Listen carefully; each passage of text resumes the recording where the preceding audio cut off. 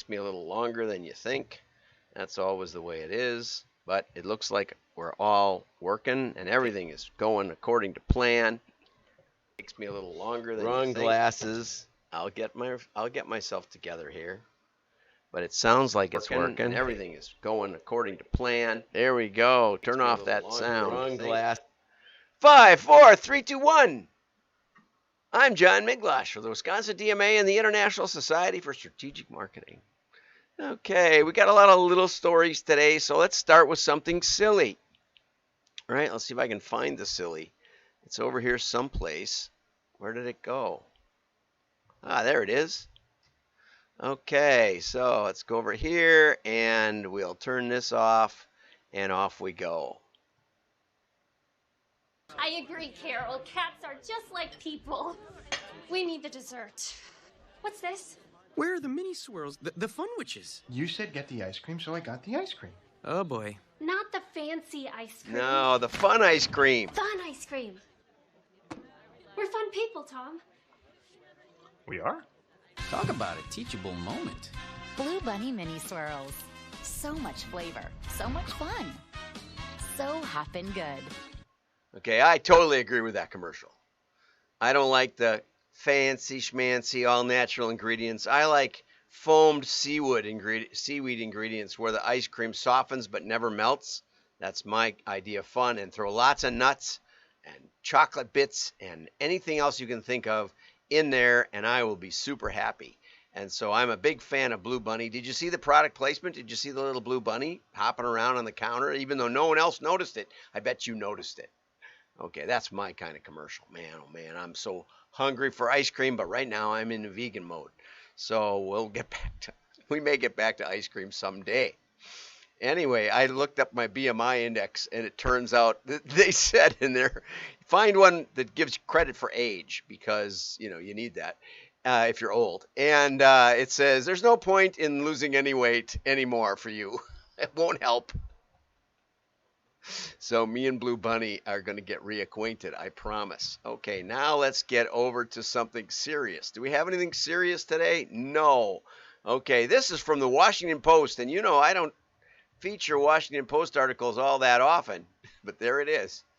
NRA is launching a $2 million campaign to oppose Biden gun control agenda. I don't know what all that means. Doesn't matter to me. But down here, I highlighted $500,000 will be dedicated to direct mail. Yay! In Wisconsin. Yay! All right. So I'm not sure what that'll be, but watch your mailboxes if you live in those remote states that everyone makes fun of. Okay, that's enough of that. Here's a good article, how QR codes have breathed new life into direct mail. And Andy, I think this is pretty fun. It's well written. I highly recommend it. Go to wdma.org, O-R-G. Oops, we got the other thing. If we look over here, you can see the cam. See that? wdma.org. Right there, WDMA. Okay.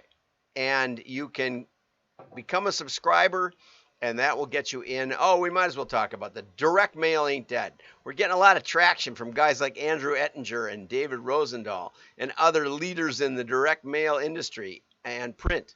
And USPS also. We got our first USPS WDMA member yesterday. That was something. Yay.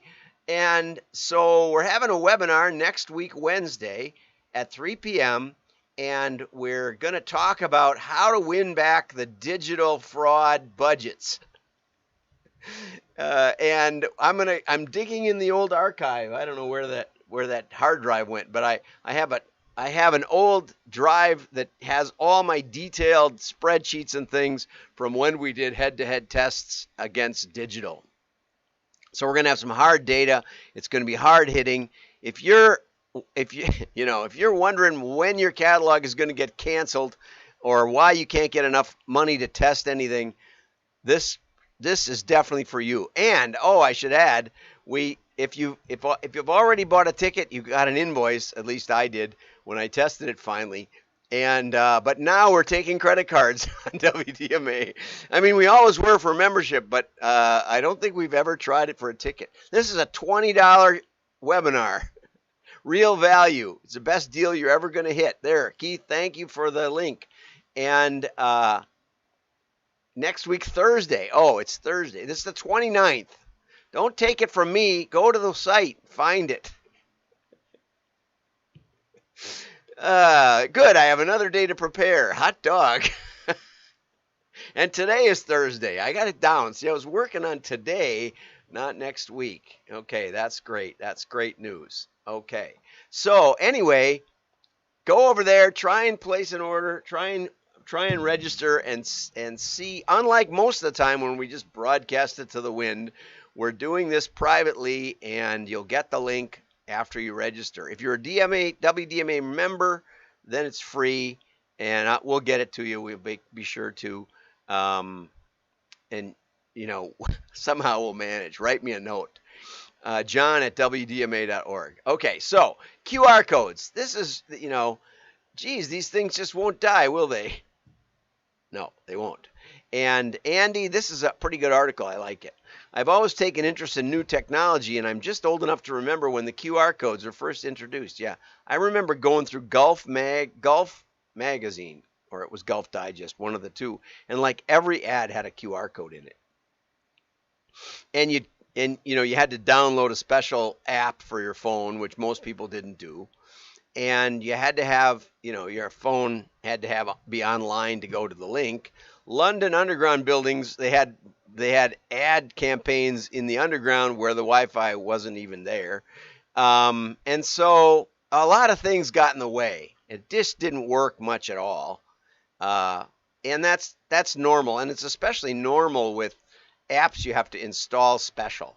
I heard a cataloger at Namoa talk about how they did an information app special for their catalog, so that any image of any product in the catalog, you could get extra information, video, and all this. And they did tons of work to get it done. And when the catalog launched, and inside they had all kinds of information about it, when the catalog launched, they got 0 downloads. Nobody wanted to download it.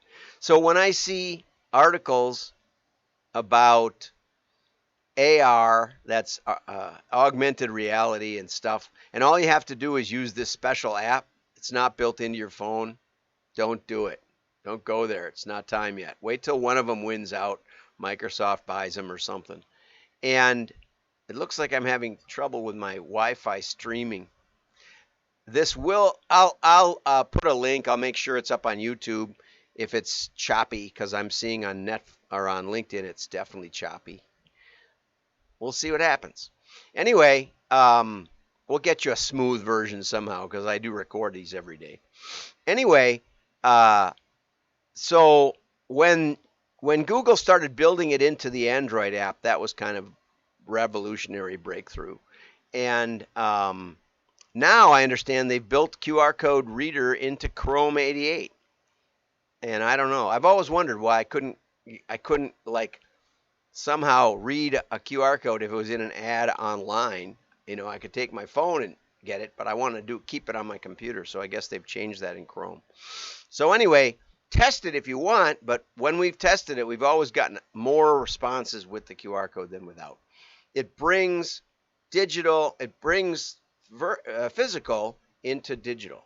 Gets you from the physical world, billboards, screens, direct mail, into the digital world, so you can place your order. Okay, and Klein is going to do a catalog. I don't know what that image is about. Maybe it's the cover. And Klein they're doing a new print catalog, and they are serious about it. New print catalog. They're doing a print run of 200,000 pieces. 200,000. With a third of the catalogs going to existing customers. I wonder how they get that. I don't think they sell direct, but they must. Okay, so they've got like 70,000 customers, and 2/3 are going to likely prospects. I would say that's not anywhere near enough pieces even to test a concept. So they're not that serious. If they would have called me, I would have said, that's on the chintzy end. Let's win some more money from digital.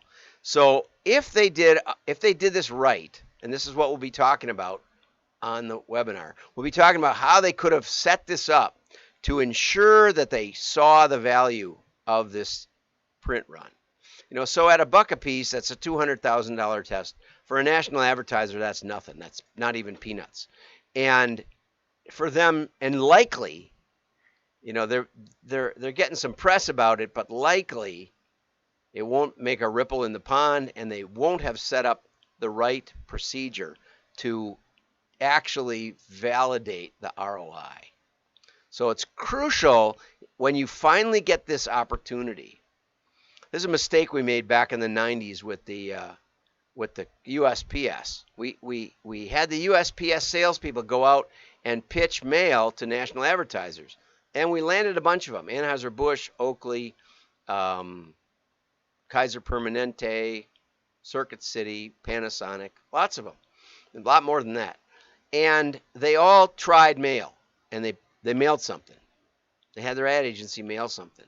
It was not well done. It didn't work. I don't think any of them kept mailing, because if you're going to do it right. Find somebody who knows how to do it right. And that's the message of today. Now, I have another article called Purpose and Value. I've been sitting on this for literally weeks, and I just can't figure it out. It tries to explain why purpose creates value, but then there's a question mark on it. And it talks about this interaction of purpose, which is like, I want to feed the world, and mission. We're going to have low prices on our junk food or something. We'll create addictive junk food so we make a lot of money so we can give a lot to charity. I mean, there's all kinds of ways to move purpose into mission. But the best part about the article, I think, is it talks about normally businesses do not start with a purpose. Many of us humans and many businesses do not have a purpose other than to have a comfortable life and have enough money. And I think that's kind of true. It used to be fun at cocktail parties to say, and what brought you into junk mail? And if they weren't offended enough to walk away right then, you'd get an interesting story about how their uncle or their cousin or their neighbor said, hey, you want a marketing job? And then they'd end up licking envelopes or something, running an inserter, and then get into sales or writing a couple of pieces of copy and thinking, hey, this is an interesting way to make a living. Or maybe they were shown how testing can solve everything. That was my experience, and all of a sudden I was hooked. So I like that part. I like meandering is not all bad. I'm not suggesting meandering is all bad. That was a funny, convoluted way of saying it. Most of us meandered along and got where we got going. But purpose is about the company and the outside world and what the company stands for. Mission and vision are more internal. I would say that the reason that mission and purpose bring value, they won't overcome a bad product, but they will get your employees excited and maybe your customers excited. And that'll give you a little extra time to figure it out. And so that's always worthwhile, right? And so our mission here is to reignite direct mail, to show the world that mail is the most cutting edge, most information rich medium available today. Much better than trying to guess who's going to buy next in the next minute. It doesn't matter, because you can't predict that on your own self, much less on a big group of people. And some of the tools are going away, which means you got to go back to the basics, which are a good product, a good offer, good service, good delivery. And that's what we're about. That's our mission, our purpose, direct marketing. Okay, purpose is, in a sense, is the why, vision is the what, and mission is the how. Okay, so anyway, if you subscribe to WDMA, you can see the whole article out there in the show notes that are up every day. Have a great day. Like and share. Your friends will know you're smart.